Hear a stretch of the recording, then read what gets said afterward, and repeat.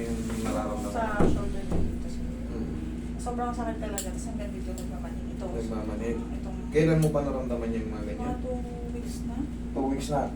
Tapos yung sa tuhod. Anong nangyari sa tuhod mo? Pag nakaupo, tapos bilang tatayo, sobrang na-out of balance ako. Sobrang sakit talaga. Sobrang sakit talaga. Sige. Lalo na pag morning, pag bagong gising. Sige. Check muna natin tong shoulder mo. Ayan, tumutunog siya. Pero hindi naman siya frozen. Mas madaling ayusin yan.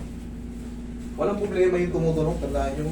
Basta wala yung katulad sa kanya, nararamdaman niya, sumasakit, nangingimay o namamanhid. O yan, hindi po pwede. Dapat, clicking lang. Tapos, wala na. Sa tuhod niya naman, ilang taon ka na ba? 32. Ang aga mong ina-arthritis ah.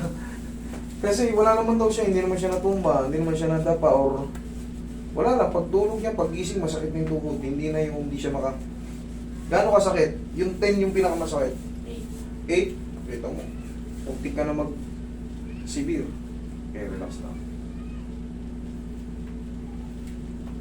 Yan ang main yan, dyan sa kamay, sa cervical. Relax lang.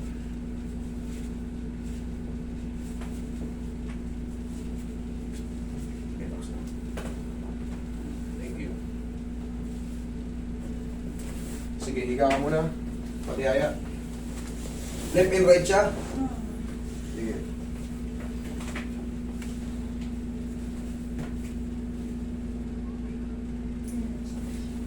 Kahit ganito lang, masakit na siya May kagad. pain siguro na mga 6. Pero pag nakaupo, nakatayo, mga 8. Pag nakahiga, 6. Pag nakaupo, 8. Okay, sige. Tisin mo lang, may gagawin ako.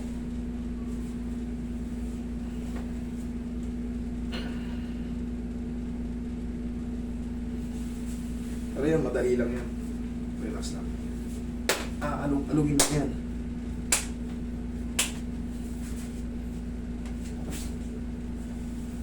Okay, relax.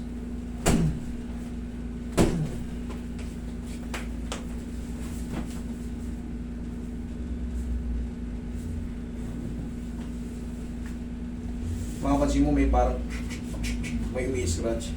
May lahi ba kayo ano? Airpod mo, mama mo, ina-arthritis na rin ba? May tumutunog ba sa paa nila? Ano lang. Genetics yan eh. Sige, tagilid.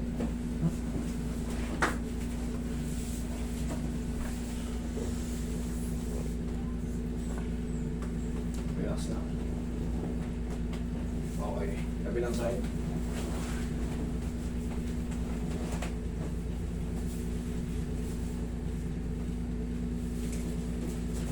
Yeah, okay, relax na.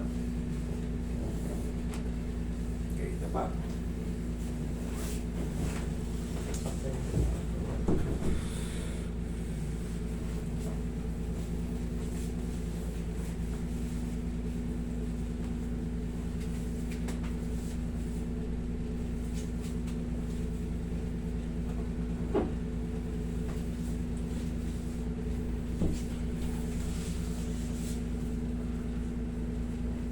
Okay, relax lang, lalabanan.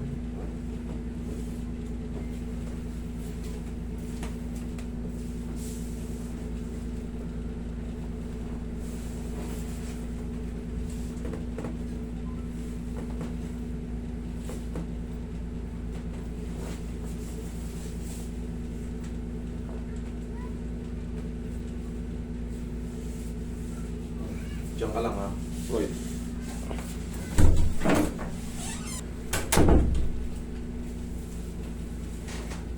Dapat kinumute mo na eh. Parang di na kayo mahuli. Pre, dapat kinumute mo na. Kanina pa sana. Sakit lang yung motor lang, ikot lang yan dyan eh.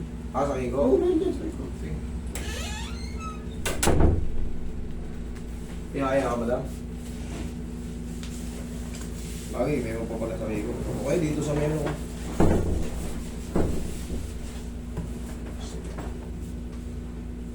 Taas ng tulak mo ba?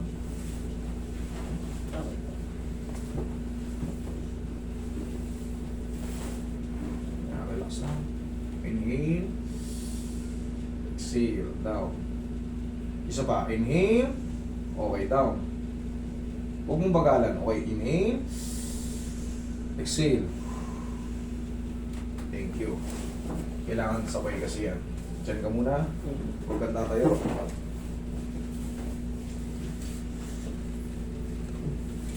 Itong tuhod mo, malakas ka ba sa mga maaalat? Mahilig ka ba sa mga mani, mga... Sa nuts, hindi naman. Sa ano? Ito kasi, yung pakiramdam mo, ito mo hindi ka naman natumba, hindi ka naman nagkaroon ng mga umpog-umpog, yung mga tadyakan, yung mga ano, bigla na lang sumasakit. That is early sign of osteoarthritis. Tapos may tumutunog-tunog na. So, ang gagawin mo dyan, haplusin mo lang ng pau. Bili ka na ng pau. Tingnan mo mamaya. Pagtayo mo, mas magana siya. Tsaka, unti-unti yan, mawawala. Di ba pag hinahawakan ko ito, masakit. Tingnan mo. Okay.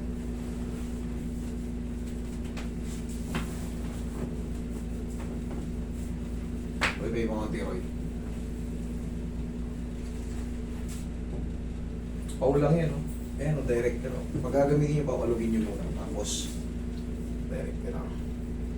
Hindi naman to amoy matanda eh. Pag kayo ay 30 anyos na, ito na yung pabango natin. Handaan nyo yan. Hindi. Pero kung kayo ay teens pa, huwag ka muna gumamit ng ganito. Nakakahiya pa eh. Pero pag ikaw ay 30 na,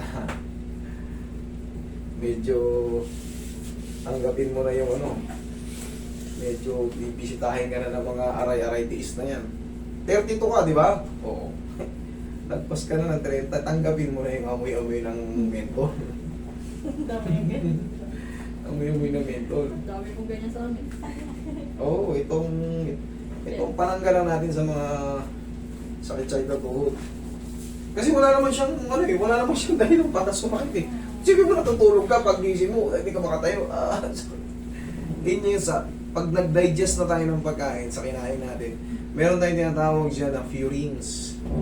Yung pinaka-residue ng kinain natin. Tapos, siya yung magiging calcific or spar na magkikreate ng